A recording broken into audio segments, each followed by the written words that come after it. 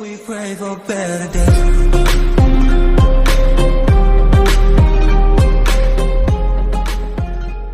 Hey beautiful people, welcome back to my channel. My name is Kimberly Wint, and if you're new here, welcome. I'm so happy to have you. You know, I want to create a community that inspires, motivates, and encourages each other. So make sure that you like this video, comment down below, and make sure that you share this video. Click that notification bell if you haven't already. I'm waiting. And let's get right into this video. So today's video, we're going to be talking about how I paid off $47,000 of student loan debt. This is so exciting. I've been kind of procrastinating making this video. It literally happened last week, Thursday. And so I was on that high for a while. And then this weekend, I was like, let's make this video because not only is it a testimony, but, it could also inspire other people. So I paid off my student loan September 15th, $47,000. I'm going to insert a picture here that says $0. So I live in Ontario, and so there's this thing called OSAP where you get your student loans from. And so I did a bachelor's, which was 4 years, and then a master's, which is 3 years. And I just completed April 2021. And my bachelor's, I would say that came up to like about 30, I want to say like 30 or between 30 and $35,000 of student loan debt. And then I did my master's right after that. So in total it came up to about like 47,000. And so I'm going to actually insert a link below. My sister, Siobhan Wint, shout out, did a video on how she paid off her student loan of about, I think it was $27,000, and she shares some really helpful tips on how she did that. And so I just kind of want to reiterate them in this video, and then you can watch her video so that you can kind of get an in-depth of everything that she talked about. But basically she talks about living below your means, so save now, spend later kind of mentality. Work if you can and when you can. Like if you're a student, which we all are, that's why you're watching this video, make sure you work. Like if you can work during the summers, that will help you a lot. Any extra form of income would be amazing. And then apply for scholarships. I feel like it's not said enough, but scholarships, any form of free money is good. So you should be applying to scholarships, especially students that are just kind of getting into school. I would say apply to scholarships as if it's your full-time job. Like you should have a folder with all the information that a scholarship might ask for. Your resume, your cover letter, essays about whatever you're interested in or whatever they're asking for. Your community service hours and the places you volunteered, things like that you should definitely have in a folder so that you can kind of just carbon copy those things into whatever scholarships you apply for. There's scholarships for all kinds of people, and even if you're not one of those people or a part of that field or whatever, try to apply for it anyways, because most likely people don't apply and you might just get the scholarship anyways. And the amount of times I would say that every single time I got a scholarship, every single year. So my 7 years of university, every single year I got a scholarship, and that's literally by God's grace. So apply for scholarships. And then she mentions to plan ahead. If your tuition cost is $7,000 and school's offering to cover $4,000, that means you have to make up the $3,000. And so just making sure that this is how many hours I have to work in order to meet that goal of $3,000, things like that. Budgeting, I got into that game really late, but you can budget. Like, okay, I made this amount of money this weekend, so this is going to my commute, this is going to my rent, and this is going to my savings or whatever, that kind of thing. Like when you get paid, what exactly do you do with your money? Are you just that person to splurge it instantly, or are you going to be accountable to where that money goes? You know what I mean? And then the last point that she mentions is give. as Christians, we're called to tithe 10% of our income and, give without wanting anything in return. Like, God gave you that money in the first place, so give it back.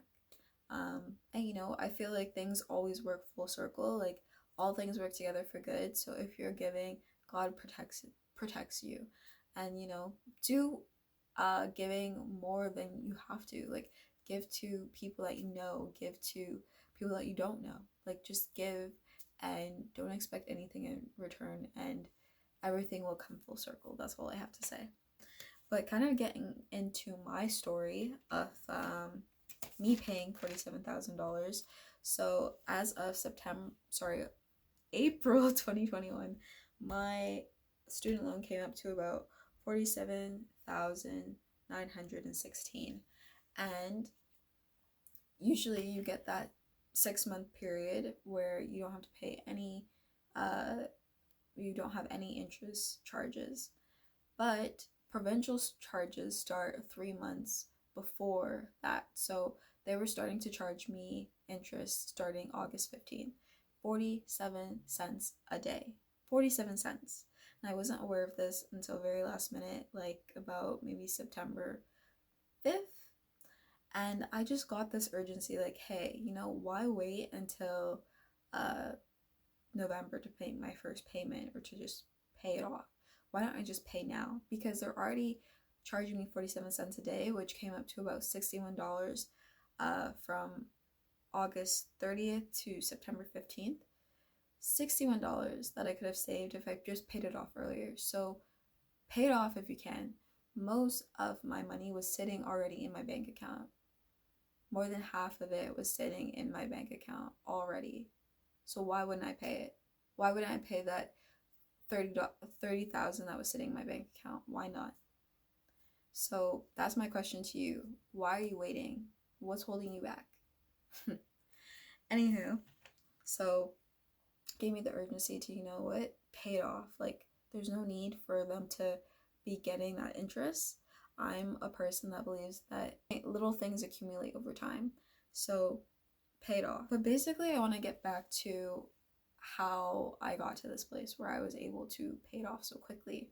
And I think it just has to go back to first year. When I entered school first year at the University of Toronto, I already had this mentality that I have a negative net worth now. We do elementary school, we do high school, and that's all technically free. But then when you do college or university or an apprenticeship, you start paying. And that means that depending on your income or your status or your family status or whatever, if you get a loan, you have a negative net worth. And so I had this mentality that, I have to pay this back one day, 4 years from now, 7 years from now, whatever. I have to pay this back one day. And so I think about that song by Lecrae that says, "Being broke made me rich." She's talking about a different context, but I want to put it in this context. Being broke or pretending to be broke will make you rich. Like, you don't need to, and this goes back to living below your means. You don't need to spend that $7,000 that OSAP might give you your first year on something that's not related to school. Anything that's related to school, use it. But if you're thinking, oh, like, I can use my OSAP money to buy a Gucci bag or buy this or buy that, you're wrong. You're in the wrong. Like, your mentality is not there if you're wanting to pay your student loan off instantly.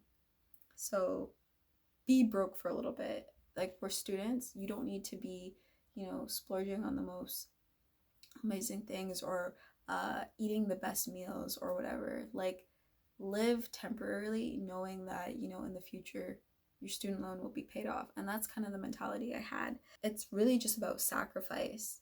And a few things that I could add on to that is living basically with roommates or living with your parents will save you a lot of money.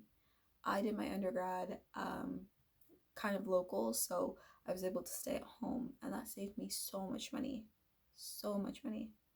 And when I did my master's in Ottawa, I had roommates, fortunately, and that saved me a lot of money. I was paying $450 a month, which might sound crazy with what people are paying nowadays for rent.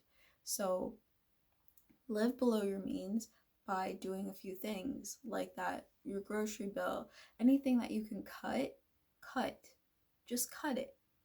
Because like when you do these things, like when you decide to like, hey, I have to say no to this activity or I have to say no to that activity, then you're saving yourself in return.